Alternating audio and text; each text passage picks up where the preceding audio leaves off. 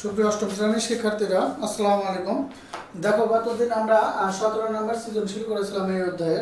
আজকে আমরা 18 নম্বর সৃজনশীল করব। সেই 18 নম্বর সৃজনশীলে উদ্দীপক হিসেবে দেওয়া আছে a সমান x square minus 5x plus 6, b সমান x square minus 7x plus 12, c সমান x square minus 9x plus 20 তিনটি বীজগণিত রাশি, অর্থাৎ a b c তিনটি বীজগণিত রাশি দেওয়া আছে।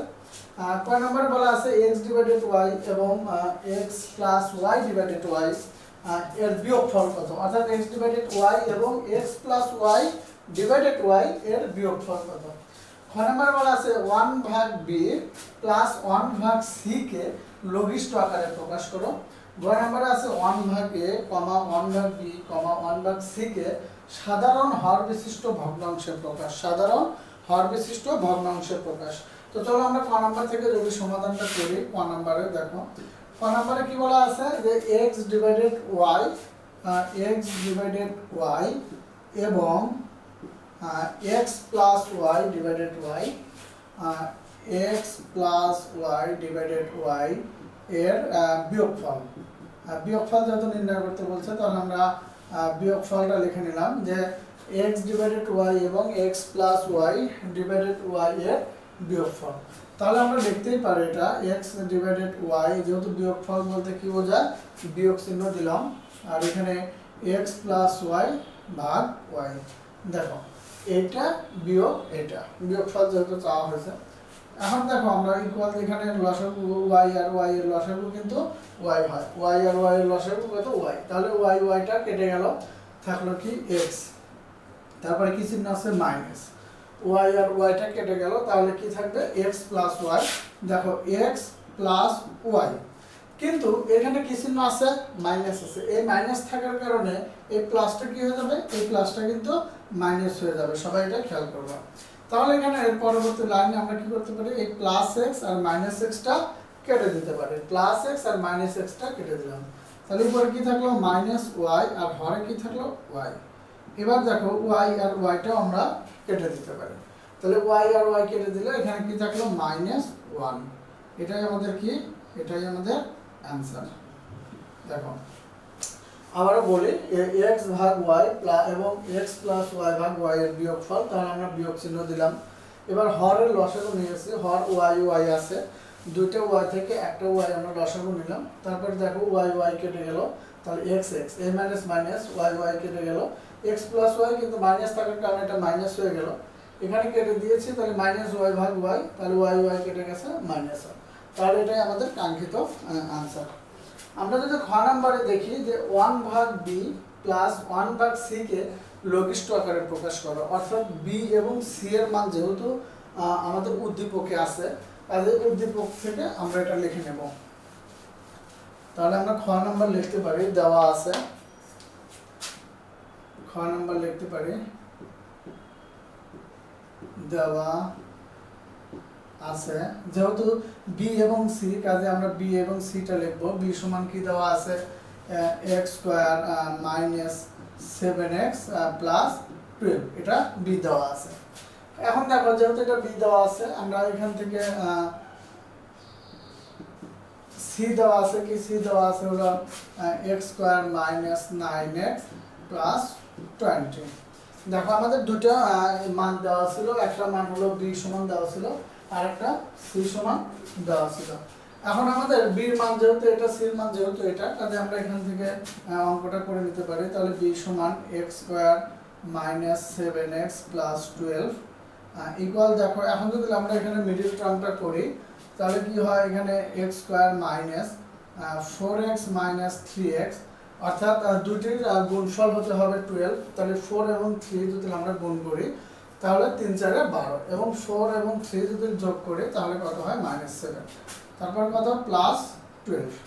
তো দেখো এখন মিডল টার্ম করার পরে যেহেতু এখানে আমাদের 1 2 3 4টা পদ আসে, আমরা দুটো করে পদের কাজ করি, এই একটা পদ, দুটো পদ, এই দুটো পদ, তাহলে এখান থেকে আমরা কি কমন নিতে পারি, এখান থেকে x কমন নিতে পারি। তাহলে এখান থেকে x স্কয়ার থেকে x কমন নিলে x মাইনাস 4x থেকে x কমন নিলে কত থাকে 4 থাকে, মাইনাস এখান থেকে যদি আমরা 3 কমন নেই, 3 কমন নিলে এখান থেকে x এই মাইনাস আর প্লাস গুণ করলে মাইনাস 3 4 12, তাহলে এখানে 4। তাহলে দেখো এখানে x 4 আসে, এখানেও x 4 আসে। আমরা উভয় থেকে x 4টা যদি কমন নেই, x 4টা কমন নেই, তাহলে এখানে আমার কি থাকলো, x থাকলো, x 3 এটা আসলো। যেহেতু এখানে b আছে আর এখানে আমাদের অ্যানসার দেখো 1 ভাগ b এর কথা বলছে, কাজে এটা আমরা যদি উল্টিয়ে দিই তাহলে এখানে 1 আছে, 1টা উপরে গেল, bটা নিচে আসলো, তাহলে 1 ভাগ b ইকুয়াল এই হরে কি আছে, হরে 1 আছে। তাহলে এই পাশে যদি আমরা বিপরীত করি, আমাদের এই পাশটাও বিপরীত করতে হবে। তাহলে এই পাশে 1 ডিভাইডেড x 4 ইনটু x 3, অর্থাৎ উভয় পাশটা আমরা কি করলাম, উভয় পাশটা আমরা বিপরীত করে নিলাম। তো এবার দেখো যেহেতু আবার c আছে, কাজে আমরা c এর কাজটা আবার করব। তাহলে আমরা লিখতে পারি আবার, দেখো আবার c সমান দেওয়া আছে x square minus 9x plus 20। আমরা c এর মানটা দেওয়া আছে লিখে নিলাম। তো এবার দেখো এখানে যদি আমরা মিডল টার্ম করি x square minus 4x minus 5x plus 20, অর্থাৎ দুটির গুণফল দেখো 4 এবং 5 এর গুণফল কত, 20। মাইনাস 4 এবং মাইনাস 5 আমাদের কত আসে, মাইনাস 9 আসে। এখন দেখো আমরা যদি দুটা করে, আমরা জানি যে মিডল টার্মের পর জোড়া জোড়ায় কাজ করতে হয়, তাহলে এখানে আমরা লিখতে পারি x কমন নিতে পারি, x কমন নিলে x 4 মাইনাস 5 কমন নিলে দেখো এখানে x মাইনাস আর প্লাসে গুণ করলে মাইনাস 4 5 20 এই 4। তাহলে এখানে কত আসছে, আমাদের দুইটাই x 4 আছে, আমরা x 4টা যদি কমন নেই তাহলে আমার আছে x 5। যেহেতু c টাকে আমরা 1 ভাগ c করব, কাজে আমরা লিখতে পারি যে অতএব 1 ভাগ c, তাহলে এটাও বিপরীত হয়ে যাবে, উপরে 1 যাবে, নিচে আসবে x 4 into x 5, x 4 into x 5, দেখো 1 ভাগ c এর মান আসলো। এখন কি বলছে, দুটো কি আকারে আছে, যোগ আকারে আছে, অর্থাৎ 1 ভাগ b এবং 1 ভাগ c টা যোগ আকারে আছে, কাজে আমরা এই দুটো যোগ করে দেব। তাহলে দেখো,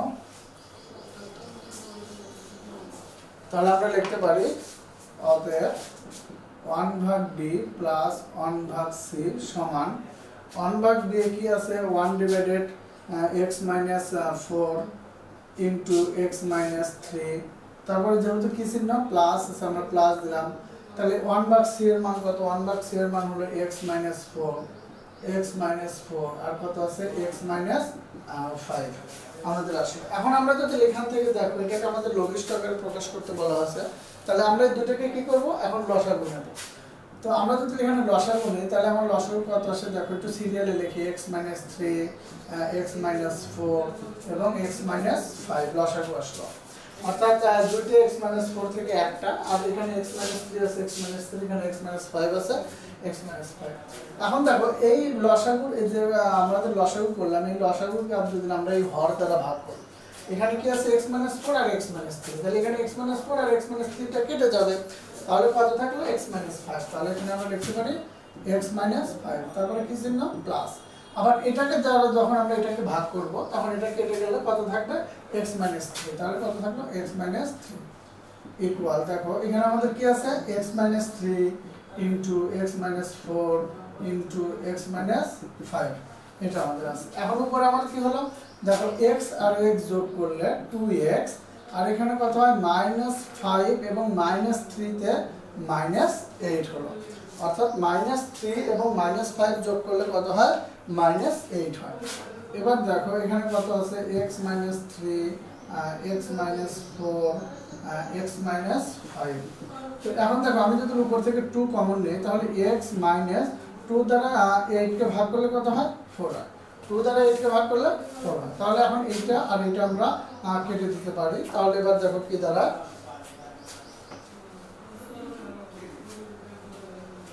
দেখো তাহলে উপরে কি থাকলো, উপরে 2 থাকলো আর নিচে থাকলো x 3 ইনটু x 5, তাহলে এটাই আমাদের কি কাঙ্ক্ষিত উত্তর।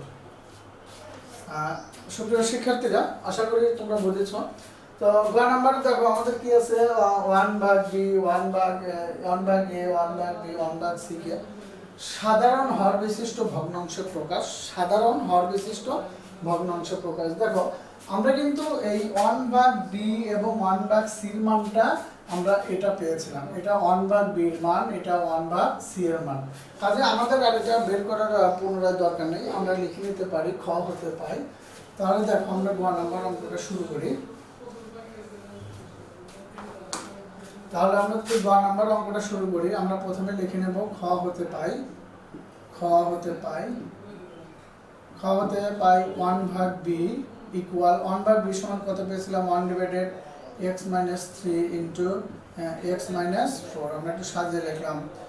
তাহলে 1 ভাগ c সমান কত পেয়েছিলাম 1 ভাগ c সমান পেয়েছিলাম 1 divided x minus 4 into x minus 5। এটা আমরা খ থেকে পেয়েছিলাম। এরপরে দেখো যেহেতু আমাদের এখানে গ নম্বরে 1 ভাগ এর কথা বলা আছে, এখানে 1 ভাগ এর কথা বলা আছে, আমাদের উদ্দীপকে a দেওয়া আছে, আমরা অতএব যে a সমানটা লিখে নেই x square minus 5x minus plus 6, এটা কিন্তু প্লাস 6।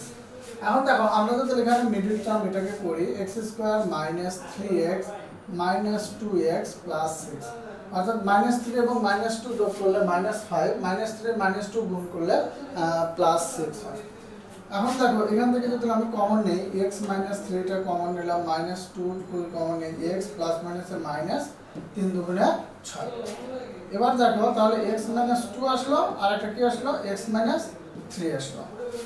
তো এটা কার মান বের হলো এর মান। তাহলে আমরা অতএব 1 ভাগ এর মান যদি লিখতে চাই তাহলে এটাকে যখন বিপরীত করেছি এটাকেও তেমনি বিপরীত করতে হবে। তাহলে উপরে 1 নিচে x - 2 ডিভাইডেড x - 3 আসলো। তাহলে এখানে আমরা 1 ভাগ এর মান পেলাম, 1 ভাগ b এর মান পেলাম, 1 ভাগ c এর মান পেলাম। এখন দেখো এই যে সাধারণ হর বিশিষ্ট ভগ্নাংশের প্রকাশ যেটাই বলে, এটার নিয়ম হলো এই যে তিনটা ভগ্নাংশ আছে, এই একটা দুইটা তিনটা, এই তিনটা ভগ্নাংশের হরের লসাগু নির্ণয় করতে হবে, হরের লসাগু নির্ণয় করতে হবে। তাহলে আমরা লিখতে পারি অতএব 1 ভাগ a, 1 ভাগ b, 1 ভাগ c এই ভগ্নাংশগুলোর হরের লসাগু, হরের লসাগু বের করতে হবে, হরের লসাগু। তাহলে হরের লসাগু যদি আমরা বের করতে চাই, দেখো এটা x প্রথমে যেটা আছে সেটা লিখব। প্রথমে কি আছে x - 2 x - 3, তাহলে x - 2 লিখলাম, x - 3 লিখলাম, অর্থাৎ এর বেলা যা আছে তাই লিখলাম। এখন b এর বেলা দেখো x - 3 টা আছে আর x - 4 আছে, x - আমি 3 অলরেডি লিখে ফেলেছি, তাহলে আমরা লিখতে পারি x - 4, x - 4। তারপরে দেখো এখানে x - 4 আছে আমি লিখে ফেলেছি, তাহলে আমরা লিখতে পারি x - 5, তাহলে লিখব x - 5। তাহলে এটা আমাদের লসাগু হলো। তাহলে 1 ভাগ a, 1 ভাগ b, 1 ভাগ c ভগ্নাংশগুলোর হরের লসাগু এটা আমরা পেলাম। তো দেখো আমরা এই লসাগুকে এখন আমরা কি করব, প্রত্যেকটা ভগ্নাংশের হর দ্বারা ভাগ করব। তাহলে প্রত্যেকটা ভগ্নাংশের যদি হর দ্বারা ভাগ করি তাহলে আমরা এখানে কি করতে পারি, দেখো এই যে আমাদের ভগ্নাংশ আছে 1 ভাগ a, তাহলে আমরা লিখতে পারি অতএব 1 ভাগ a সমান 1 ভাগ এর মান কত ছিল, 1 ভাগ মান কিন্তু এটা ছিল। তাহলে দেখো এখন একটু যদি আমরা এখানে সংক্ষিপ্ত আকারে করি, আমরা এই হর দ্বারা এটাকে আমাদের নিয়ম হলো ভাগ করা, অর্থাৎ লসাগুকে ভগ্নাংশের হর দ্বারা কি করা, ভাগ করা। তাহলে ভাগ যদি করি তাহলে এখানে আমার কি থাকলো x - 2 আর x - 3, এখান থেকে x - 2 x - 3 যদি কেটে যায় তাহলে এই দুটো থাকে।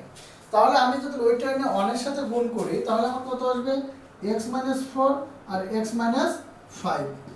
আর এখানে কি ছিল দেখো এই ভাগ, আর এখানে এর যে হরে ছিল, হরে কি ছিল x - 2 আর কি ছিল x - 3, এটা কিন্তু হরে ছিল।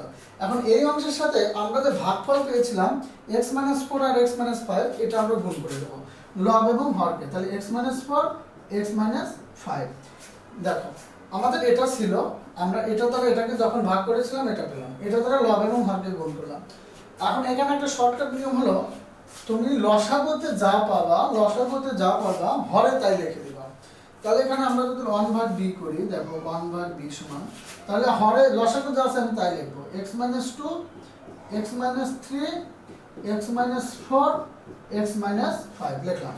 এখন লবে কি লিখবো, তাহলে 1 ভাগ b এই যে আমাদের হরে ছিল এটা কি ছিল x - 3 x - 4, x - 3 x - 4, তাহলে এই দুটো বাদ, তাহলে বাকি দুটো আমরা এখানে লিখবো x - 2 x - 2 x মাইনাস 5। আবার দেখো আমরা যদি 1 ভাগ c এর বেলা করি, আবার 1 ভাগ c সমান দেখো, তাহলে আমরা কি বলেছিলাম লসাগুতে যা আসবে আমরা তাই লিখব। লসাগু কত আছে x minus 2, x minus 3, x minus 4, x minus 5। এখন 1 ভাগ c যে ছিল এখানে হর কত ছিল x মাইনাস 4, x মাইনাস 5, তাহলে x মাইনাস 4, x মাইনাস 5 বাদ দিলে কি x minus 2, x minus 2, x minus 3। তাহলে দেখো আমাদের কি বলছিল 1 ভাগ a, 1 ভাগ b এবং 1 ভাগ c এর সাধারণ হর বিশিষ্ট ভগ্নাংশের প্রকাশ। দেখো 1 ভাগ a এর ভগ্নাংশ হরের হরও যা, 1 ভাগ b এর হরও তাই, 1 ভাগ c এর হরও তাই।